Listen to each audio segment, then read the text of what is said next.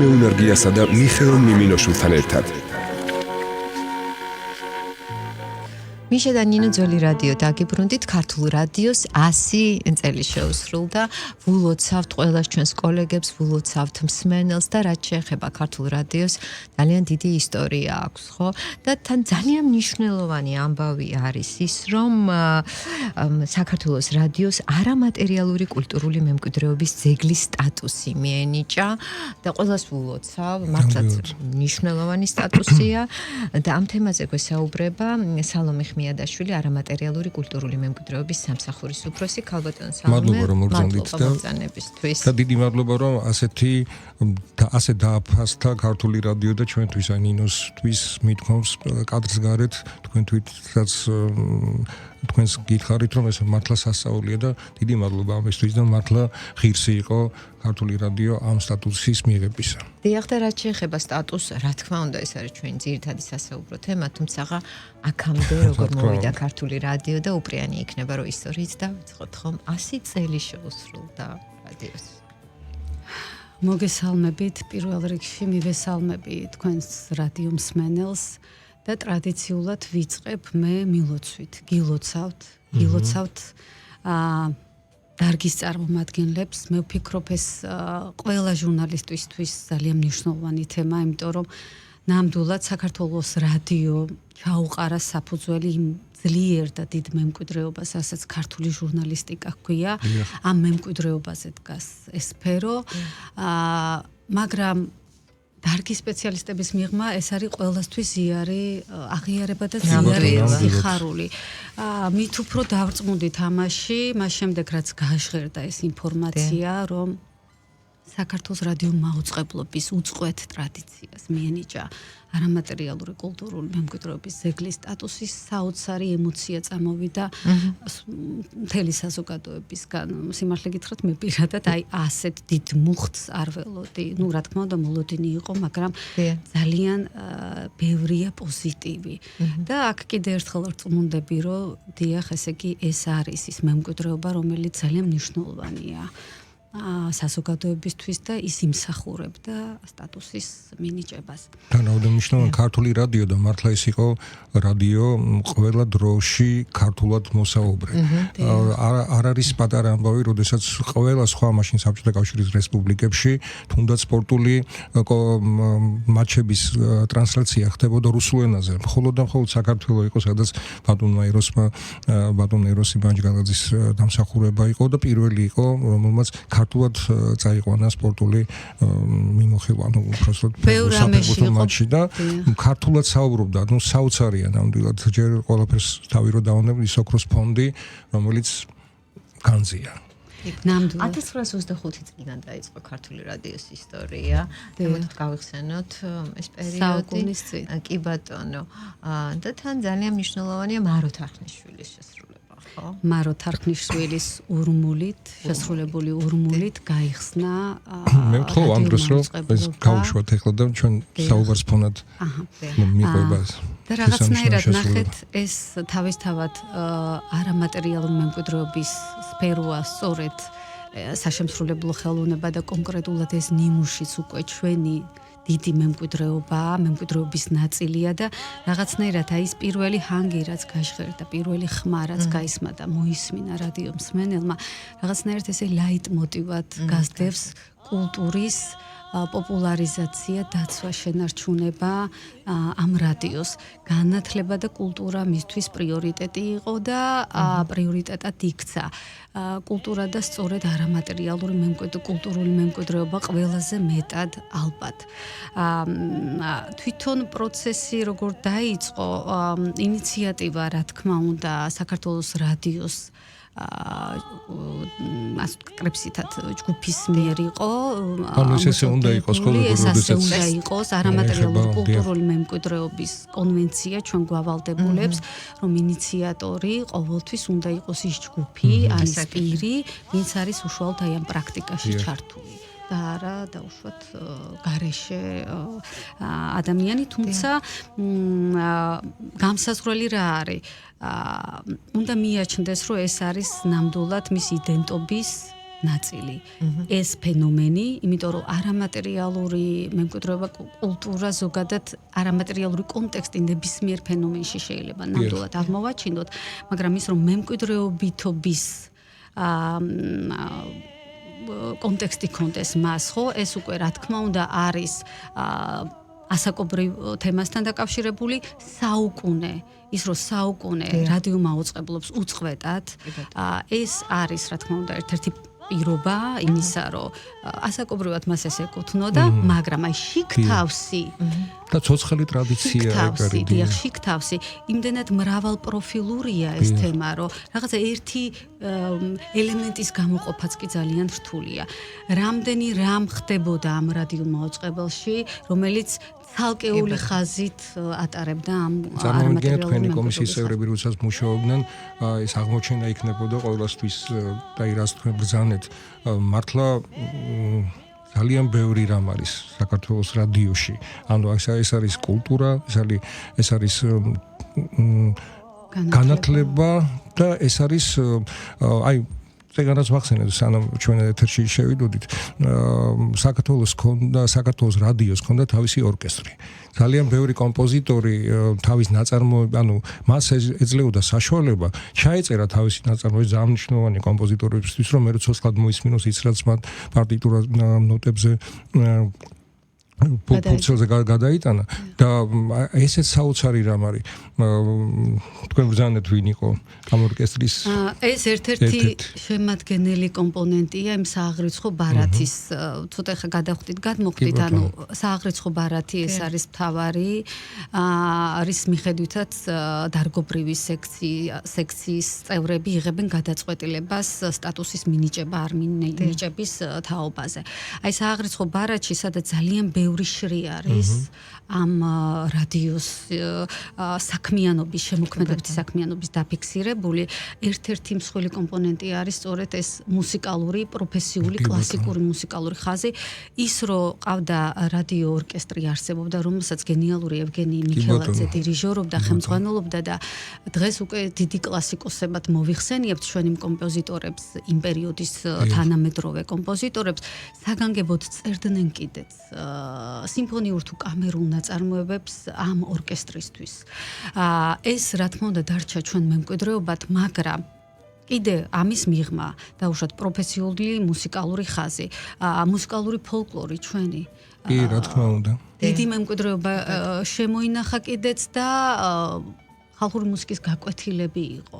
რამაც ძალიან დიდი პოპულარობა მოუტანა ამ მიმართულებას. დები იშხნელები, რომლებიც საერთოდ იკრძალებოდა იმ პერიოდში, რადიო ჩაწერა და რეალურად რადიო მოუტანა ის პოპულარობა და ესე ჩვენ დიდი მემკვიდრეობა.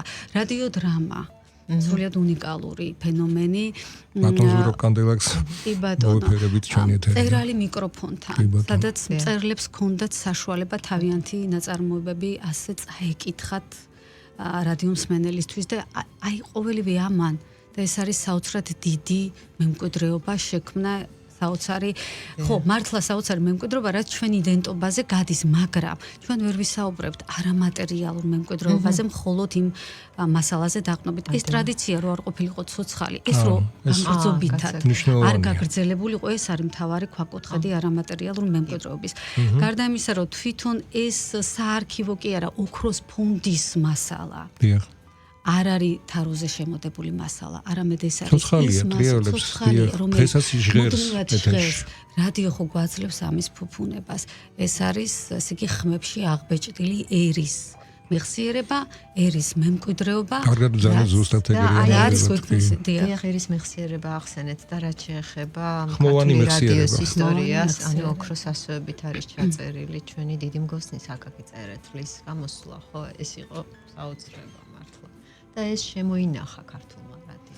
შემოინახა, მაგრამ ამავე დროს ჩვენ პერმანენტულად გვაქვს საშუალება რომ ვეზიაროთ მემკვიდრეობას, ამ ხმებს, ახალგაზრდა თაობას მოვასმენინოთ, ჩვენ არა, ანუ რადიო მაუწყებელმა მისცეს საშუალება რომ მოусმინოს ახალგაზრდა თაობამაც ყოველთვის აი იმ სასწაულ მოღვაწეებს, რომელზეც დგას ჩვენი იდენტობა და ზოგადად ჩვენი კულტურა, ჩვენი განათლება, ჩვენი მეცნიერება, ხო? თავისთავად ეს არამატერიალური ფენომენია და კულტურაზე წვდომა ეს არის ვალდებულება. სახელმწიფოსი, ნებისმიერი ინსტიტუციის და ეს არის უფლება თითოეული მოქალაქის, რომ კონდეს აი ამ კულტურაზე წვდომა. და როგორი არაჩვეულებრივი ჟურნალისტები იყვნენ ქართულ რადიოში, რომლებიც აი ამ მასალას თუნდაც ოქროს ფონდში დავანებულს აი ესე კარგად ცოცხლად აწვდიდნენ მუდმივად და საინტერესოდ, რაც მეტად მნიშვნელოვანია, საინტერესოდ თანამედროვე შეიძლება ითქვას უხეშად გამომია ყურისთვის. და ეს არის სწორედ აი თანამედროვეობასა და ტრადიციის ურთიერთკავშირი მუდმივად იგრძნობა საქართველოს რადიოში. აი რადიოს აქვს ამის საშუალება, რომ თქვენ როგორც ამბობთ პროფესიონალები, აი ამ ინტიმს ქმნის, ხო? და სწორედ ამ დროს, როდესაც აი ამ უნიკალურ ხმებს უსმენს ადამიანი, ნამდვილად იქ ნიველირებული, ანუ ამ დროის შეგრძნებას გიკარგავს და შენ თვლი, რომ აი დღეს უსმენ, დღეს საუბრობს, ის დღეს გელაპარაკება. აქვე ვიტყვი, მე ყოველთვის ვამახვილებ ყურადღებას, რომ UNESCO ეს ორგანიზაცია, რომლის 2003 წლის კონვენციის მიხედვით ვარეგულირებთ ჩვენ სახელმწიფოში არამატერიალურ კულტურულ მემკვიდრეობას, სწორედ UNESCO ძალიან დიდ მნიშვნელობას ანიჭებს რადიო მაუწყებლობას. დღესაც კი ზოგადად ხო მიიჩნევა, რომ რადიო რჩება მაინც ყველაზე პოპულარულ მედიის საშუალებად, განსაკუთრებით კონფლიქტურ რეგიონებში, მოწყვლად ზონებში, ამ ციფრულ დაჩქარებულ სამყაროში. იქ სადაც ინტერნეტი არიჭერს რადიოს სტატისტიკურად ასე არის და ამას ილონ მასკიც აღიარებს ფაქტობრივად. აი განვითარ ქართული რადიოს განვითარების ეტაპებზეც მინდა რომ ვისაუბროთ, ხა საუკუნე იმხელა დროა, ხო და აი თქვენ ახსენეთ ისაუბრეთ ამაზე და მართლაც ასეა რომ რადიო ისევ რჩება ერთ-ერთ ყველაზე მოთხოვნად მედია საშუალება, თუმცა იცვლება ადამიანების გემოვნება, ანუ ფორმატიც, მაუწყებლობის ფორმატი, ანუ აქ უკვე რადიოს დაემატა ლაივ ჩვენება. ხო, ანუ აი ეს ცვლილებები დაუშვათ, როგორ მოქმედებს მსმენელზე საინტერესო. აქ მაყურებელი შემოგვიერთდა ჩვენ, ხო?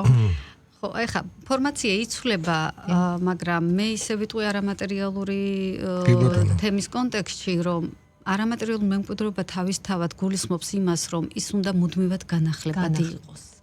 ანუ ის სიახლეები, ვარიაციები, რაც მისი ბუნებრივი ნაწილია, ასეც უნდა მოხდეს, იმიტომ რომ ცოცხლად ქმნიან ადამიანები ამ მემკვიდრეობას. ანუ ეს არის მემკვიდრეობა, რომელიც გაუცხოებას, დისტანცირებას არ გიქმნის, ან არამედ პირიქით.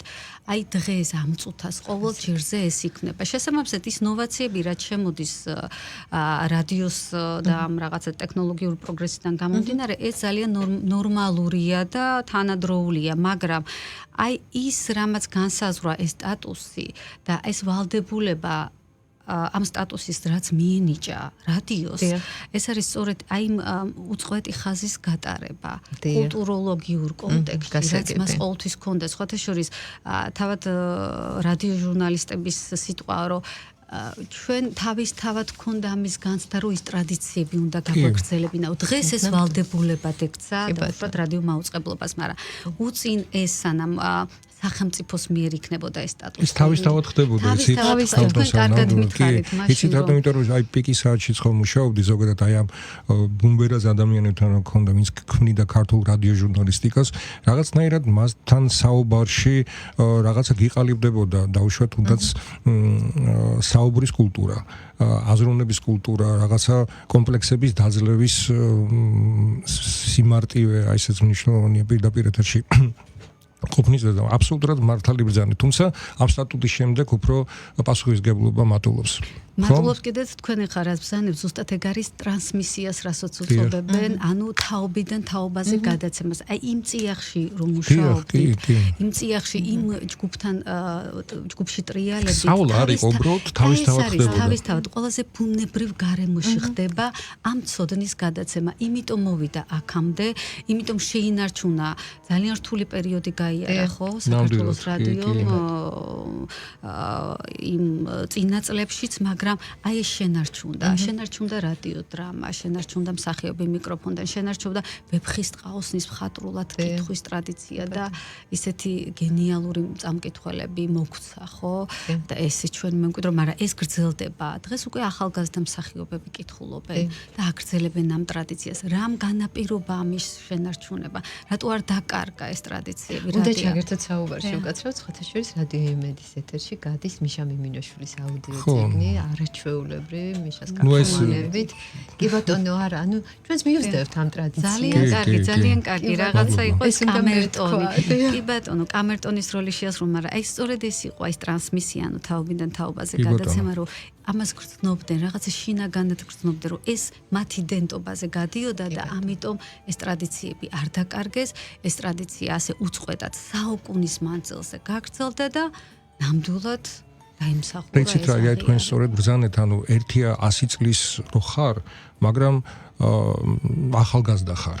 ახალგაზრდა იმგაგებით, რომ თანამედროვე ხარ, ანუ ცოცხალი ხარ.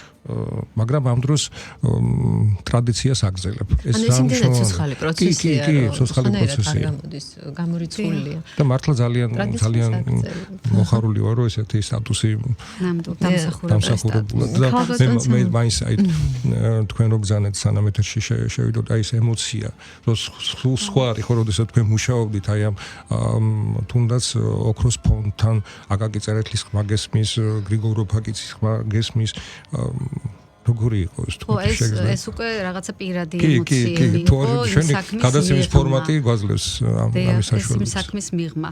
ნუ პირველ რიგში ვიტყვი, რომ ესე იგი ეს დოკუმენტურად მასალის დამუშავება, რაც რადიოს ჯგუფის მიერ იყო მოწოდებული, ძალიან შრომატევადი აღმოჩნდა. ეს დაახლოებით 1 წლის წინ იყო ინიციატივა მოწოდებული მემკვიდრეობის სააგენტოში და ხანგრძლივი მუშაობის პროცესი იყო საჭირო იმისათვის რომ დასრულებულიყო, მაქსიმალურად დახვეწილიყო ეს ინფორმაცია, იმიტომ რომ მართლა ძალიან ესეთია მრავალმხრივი თემაა, ბევრ კომპონენტისგან შედგება.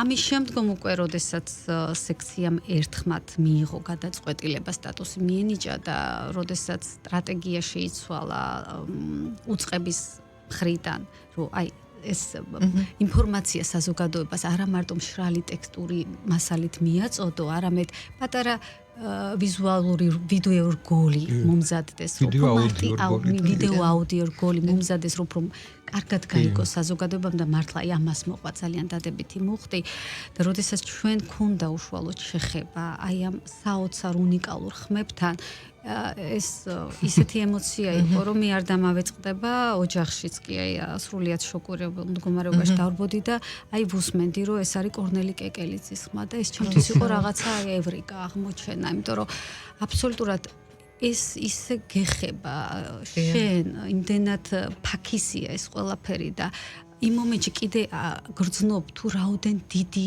მემკვიდრეობა გვაქვს, რამხელა სიმდიდრეა. თუნდაც ის სიტყვა, აკაკის სიტყვა ახალგაზრდებს რომ მიმართავს ეს 1913 წლის ჩანაწერი, რომელიც შეინარჩუნა, რადიომ გადაარჩინა. ამას რომ მოусმენს და დღეს რო ახალგაზრდა უსმენს ამას. ხო, ეს ხო რაღაცა ადამიანი ხარ და სრულიად სხვა ემოციას იწვევს შენში, იმიტომ რომ ქართველი ხარ. კი ბატონო, სალომე. და ნუ რაც შეეხება თანამედროვე ეპოქას, თქვენც ისაუბრეთ ამაზე, რომ რადიო ის მედია მაუწყებელია, რომელიც ყოველთვის აქტუალური იქნება.